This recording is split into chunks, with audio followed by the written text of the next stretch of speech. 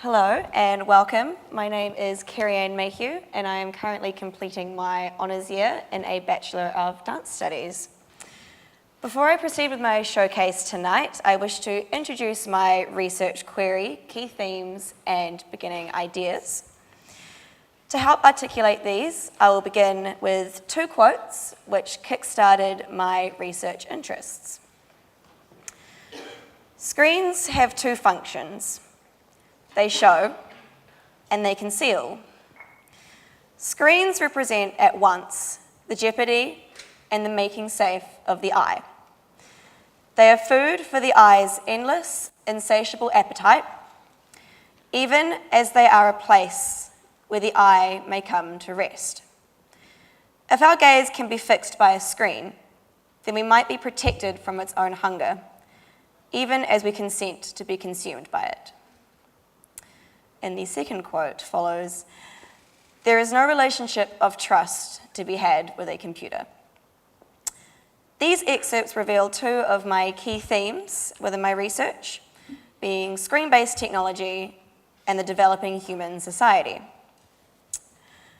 These two ideas, intertwined with my pre-existing interests within interdisciplinary dance practice, specifically dance and technology, allowed myself to form my main research question, which is, how might the relationships between screen-based technology and the moving body be revealed through my choreographic practice?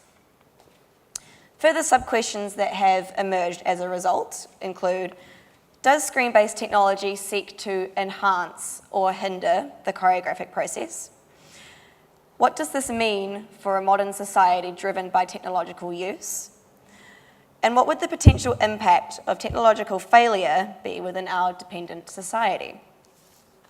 I have with me tonight my research subjects. Don't mind them. They're just going to be hanging out here and joining us for a while. They are going through a couple of what you would call technological hardwiring, a little bit of tweaks, bug fixes going on there. So just don't mind them. They may have a few glitches every now and then. Just bear with them. That technology is still in development. The course of my rehearsal process has been one very much led through my physical practice. My ideas have been formed the longer I spend within the dance studio. Along with the assistance of my supervisor, Dr. Mark Harvey, I have drawn my research into a practice-led framework with influences from Deleuzian theory, such as the rhizome and the zigzag. Choreographic journaling has allowed me to keep track of realizations and epiphanies during this practice, as well as having informal discussions with my participants. Excuse me. Sorry, they do that sometimes. My final dissertation will be accompanied by a 10-minute choreographic work, which seeks to physically articulate these investigations. So tonight, I have for you a short film that I have filmed and edited and produced, which seeks to encapsulate a narrative idea that has emerged through my dance practice. As I began to consider what the future may hold for our technological society, one potential future came to mind. A future where technology and human merge more than ever. One where a higher society of technological beings reign. One where the ideal is to be mechanical, unfeeling, hardwired, until vulnerability and failure begin to show. It also occurred to me at this point that this future may not be so far from occurring. Further, it may already be here. These narrative ideas, as I said before, are explored within the short film you're about to watch, and it acts as a prologue to what you will see within my final choreographic performance. Using fictional circumstance and characters, it was made with the intention of enticing people to come and watch what I have created. I encourage you to watch closely and take from it what you will. Have these machines devalued human existence? The best reason for making machines more like people is to make people less like machines.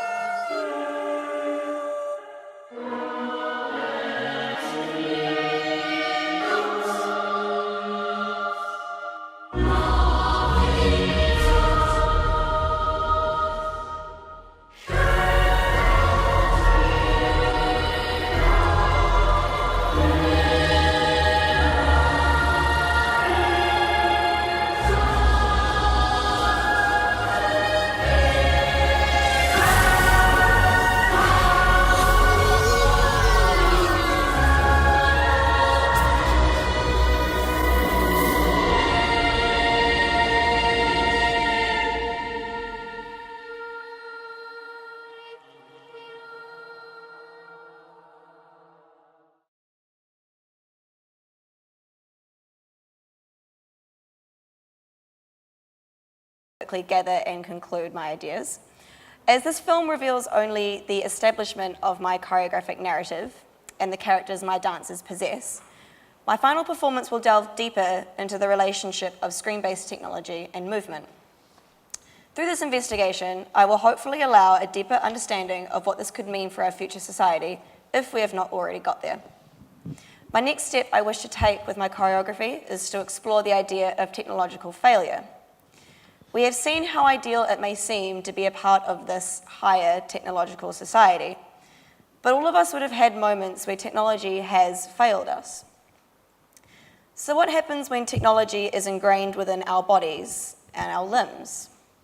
When that fails, what will we do then?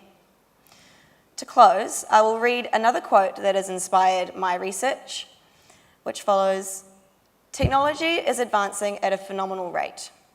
Artificial eyes to cybernetic limbs. We now have the choice to free ourselves from any kind of limitation.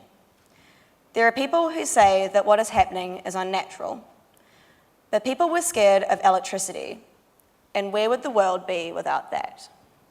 Thank you. Thank you very much, Kerryanne. Any questions?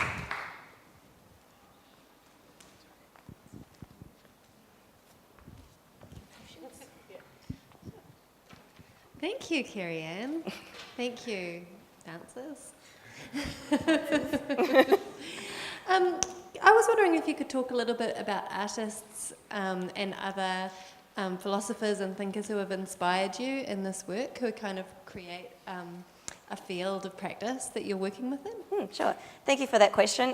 There actually has been a couple. One, Stellark, who is a performance artist who frequently works with interdisciplinary ideas, works, and I've frequently looked at his imagery of evolution. He has an image, I have it pinned on my wall in the postgraduate room, where he is drawing the word evolution, and he has on his arm attached to him a cybernetic limb, and it's also writing the same word. And I find that so inspiring, because it's almost this idea of, yes, this technological limb is assisting in his practice, in his writing, but then I also was thinking, wow, what happened if all of a sudden that started glitching out and it was like, started writing a different word.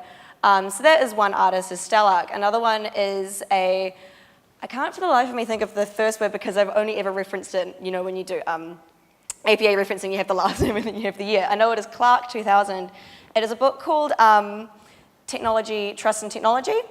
And it is basically a book that discusses, it has a really good chapter that discusses the dependability of human society and technology, and how it had a really good quote, and this was before I even established my research question or any of my further ideas. I was reading this book when I first started, and it had this amazing quote of talking about how as humans start depending on technology more and more and more, which is clearly happening, so does the high rate of technological failure and the catastrophic impact that this failure can then have on our society. So I began to think, I was like, wow, we are becoming so reliant on technology, and they reference things.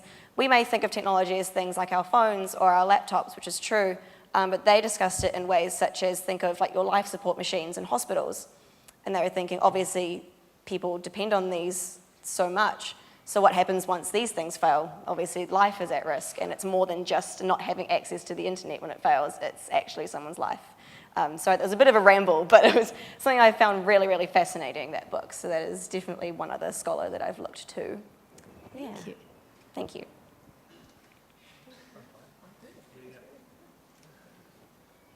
Any more questions from the audience?